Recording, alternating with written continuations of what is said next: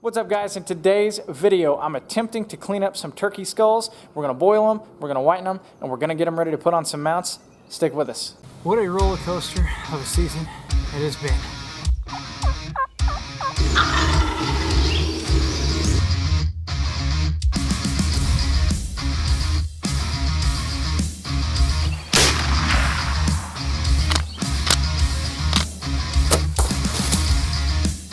Came in downwind, it actually winded me.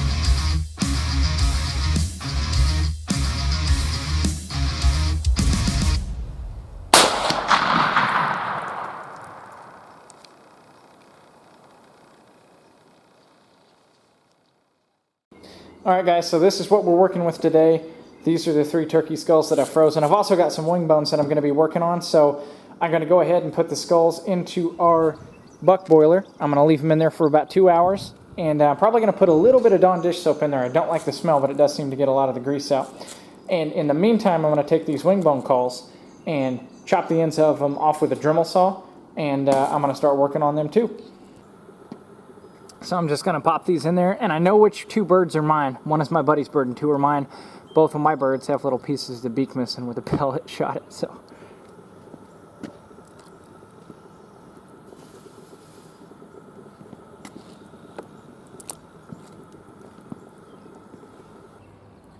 Alright, so at about the hour mark, I'll take those out and clean them off. I'll put them back in and then take them out at the 2-hour mark. At least that's how I do deer skulls anyways.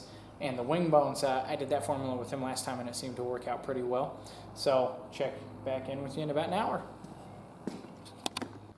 So this is what they look like when they have spent an hour inside the buck boiler. And here's my pile of wing bones.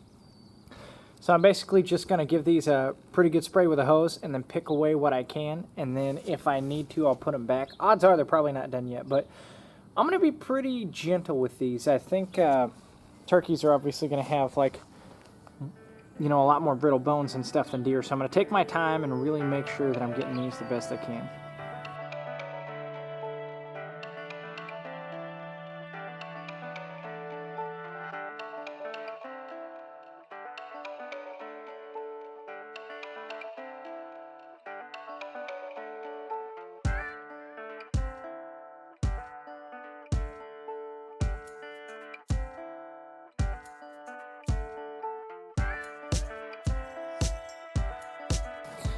So I took those out, cleaned them up, and there is quite a lot of stuff inside a turkey's head. Not brains, but a lot of stuff. So I put them back in there. I'll probably take them out again in an hour or so and start what I'm hoping ends up being the final cleaning on those.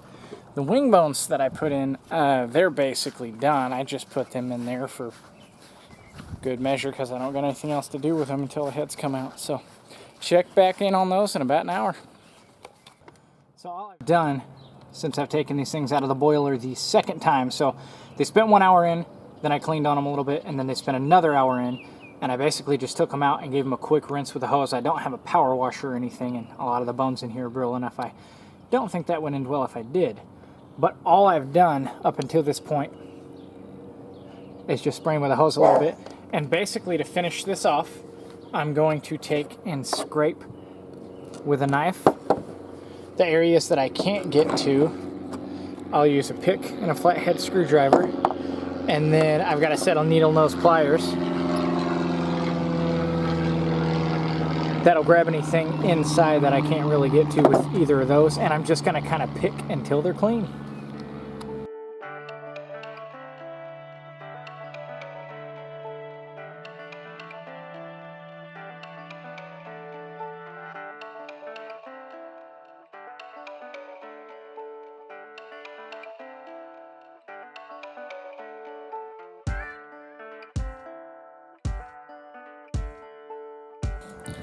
Alright, so it is the next morning. I allotted myself about 2 hours to work on these, which was a mistake. They take longer to do than European mounts, at least in my experience anyways. So this is what we're left with. And what it's taken to get them to this point, this is probably the best looking one I've got so far. And he still needs a lot of work. But what it's taken to get to this point is I boiled them for an hour, cleaned on them, boiled them for another hour, cleaned on them for a super long time. I've worked them over with the hose pretty good, the pressure spray, and this is where we are. And they still got quite a bit to go. Now I'm being pretty ambitious trying to do 3 at once, and I don't know if the bottom jaw is supposed to come off and if I can get it back on and looking good or not. So I'll have to see if I can salvage this guy. But a lot of these bones up here are really brittle. Like this little eye guard thing came off on this one, and the lower jaw came off on this one, and neither of those took much. So it's been slow and tedious, and I definitely didn't expect that. So I've kind of slowed down, and I'm taking my time to make sure I don't damage any of these brittle bones inside of here. But what I'm going to do now is I'm going to work them over pretty good with the pressure sprayer on the hose again, and then I'm going to go back to picking. If you guys are going to do one of these on your own, I would recommend a solid 2 hours per skull probably, at least with this method anyways. There may be better methods out there. If you know one, make sure you drop that in the comments, because I will definitely try it. This way hasn't been very good to me so far.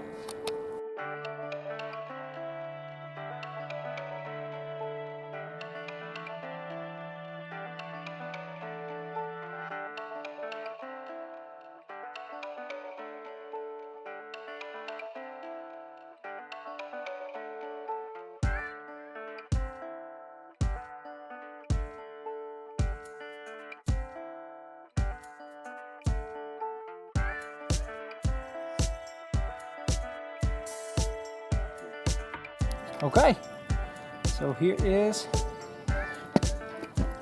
the finished product right after cleaning.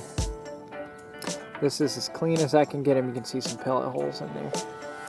And the second half didn't end up being as tough as the first half. Maybe it's just being a whiner. But I do think it takes about an hour and a half, an hour per head to do these and get them as clean as what you need them to do.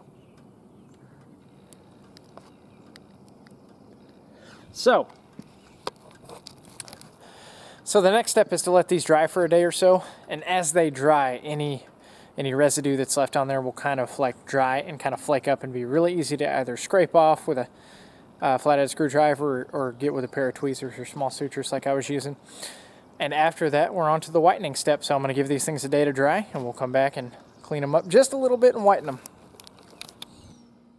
I am finally at the end of this process, which is whitening these turkey skulls. Basically, what I'm going to do is what everyone else on the internet does. I'm going to take Salon Care 40 and I'm going to paint these things. What I do that's a little bit different is a lot of times Salon Care 40 by itself isn't very thick, and so people will take another whitening agent like a powder and thicken it up. I don't do that because it costs a lot. I use baking soda and I let the Salon Care 40 do its work, but I'm going to get that started, and I'll just repeat that process more than once if I need to. And then at the end, I'll kind of break down exactly what I did, the problems I ran into, what I would do different next time, and so on and so forth.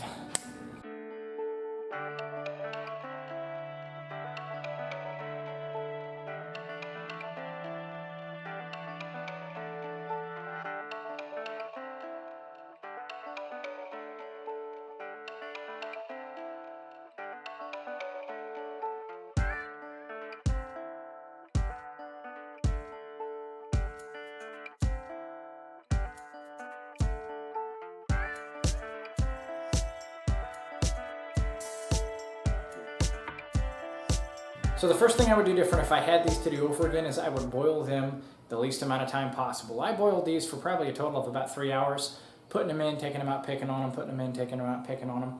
And these things are so delicate, and a lot of the bones are so fine that it really does a lot of damage right here where the lower jaw connects and right here where the jaw bones are. Now I ended up liking these better without the lower jaw. I think they sit on a mount better.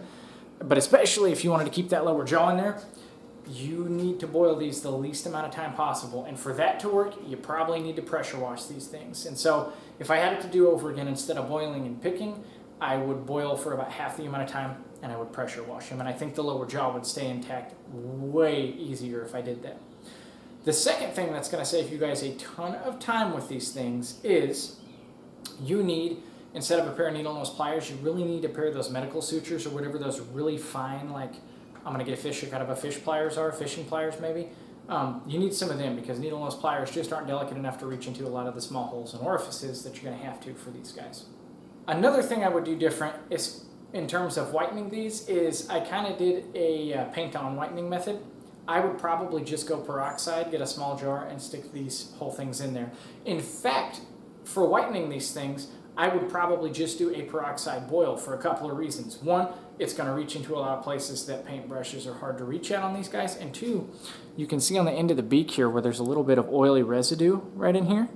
That peroxide also doubles as a degreaser. And in my experience, it works really, really well for taking those out of there. But there's a few things I missed on these, and that's because I didn't have a power washer and I couldn't really get a lot of the stuff off that, you know, before it dried. But I think if I went back and power washed it, I whitened it in peroxide and just didn't boil them for as long, I think I'm going to ultimately end up with a better product. But for my first time with these things, I couldn't be more happy. They look pretty sweet on the mounts, and hey, it was a learning experience. So if you guys enjoyed the video, make sure that you throw it a like, make sure that you comment on this video, and make sure you sub to the channel. Thanks for watching. I'll check you guys in the next one.